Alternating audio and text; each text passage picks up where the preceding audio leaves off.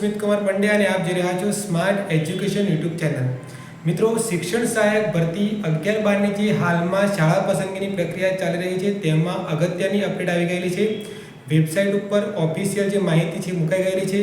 દરેક મિત્રો આ બાબતથી અવગત થાય એ માટે વિડીયો બનાવેલો છે, જેથી તમારા જેટલા પણ મિત્રો છે જે શાળા પસંદગી કરવાના છે એ તમામ મિત્રો સુધી આ વિડીયોની લિંક શેર કરો, લાઇક કરો અને સબસ્ક્રાઈબ કરવાનું ભૂલતા નહીં। તો શું છે અપડેટ?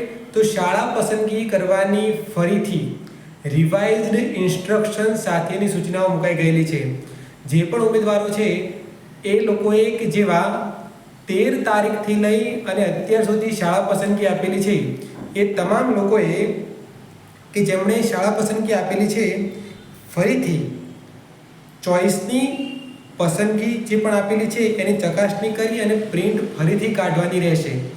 ફરીથી કહું છું, 13 તારીખથી લઈ અને જ્યારથી શાળા પસંદગી શરૂ થઈ છે ત્યારથી અત્યાર સુધી જેટલા પણ ઉમેદવારોએ શાળા પસંદગી સેવ અને કન્ફર્મ કરીને લોક કરી દીધેલી છે એ તમામ ઉમેદવારોએ ફરીથી પ્રિન્ટ કાઢવાની છે।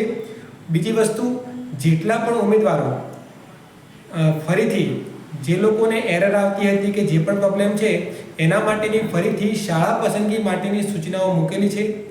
દરેકે એ સૂચનાઓ ધ્યાનપૂર્વક વાંચવાની છે અને એની અંદર સ્પષ્ટ આપણને દર્શાવેલું છે કે તમારે કઈ કઈ રીતે શાળા પસંદગી માટેનું ફોર્મ ભરવાનું છે।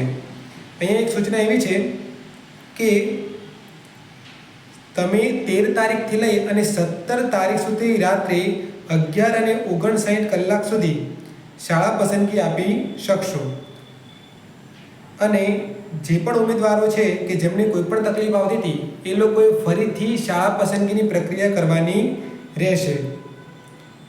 ત્યાર પછી જેટલા પણ ચેકબોક્સમાં જે ટીક માર્ક કરવાનું હતું, ત્યારબાદ જે તમે અગાઉ કઈ કઈ પરીક્ષાના ફોર્મ ભરેલા છે અથવા તો કઈ કઈ ભરતીના ફોર્મ ભરેલા છે, તમે 11-12 ગ્રાન્ટેડમાં ફોર્મ ભરેલું છે, સરકારી માધ્યમિકમાં ફોર્મ ભરેલું છે, એની વિગતો પણ તમારે ભરવાની રહેશે।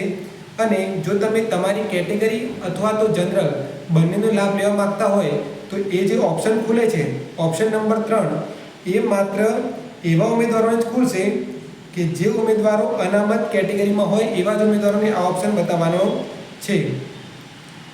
અને કોઈ પણ જ્યારે ફોર્મ ભરીએ છીએ, શાળા પસંદ કરીએ છીએ તો જે પણ રિવાઇઝ સૂચનાઓ મૂકવામાં આવેલી છે જે આપણી ટેલિગ્રામ ચેનલ ઉપર પણ મૂકેલી છે અથવા તમે વેબસાઇટ ઉપર પણ જોઈ શકો છો, તો પૂરેપૂરો અભ્યાસ કર્યા બાદ જ તમારે આ જે શાળા પસંદગી છે એ મિત્રો આપવાની રહેશે।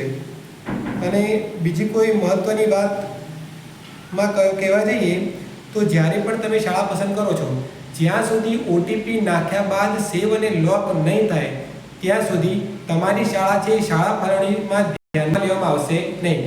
એટલે જો તમે શાળા પસંદગી આપો છો અને માત્ર સેવ કરી હોય તો સેવ કરેલી હોય તો પણ તમે રીસેટ કરી શકશો, પણ એકવાર તમે સેવ અને લોક કરી અને કન્ફર્મ કરી દેશો તો અને ઓટીપી આવે છે અને ઓટીપી જ્યારે તમે પોર્ટલ ઉપર નાખો છો એ બાદ તમે કોઈપણ પ્રકારનો ચેન્જીસ કરી શકવાના નથી અને એ જ શાળાઓ છે એ તમારી શાળા ફાળવણીની અંદર ધ્યાનમાં લેવામાં આવશે।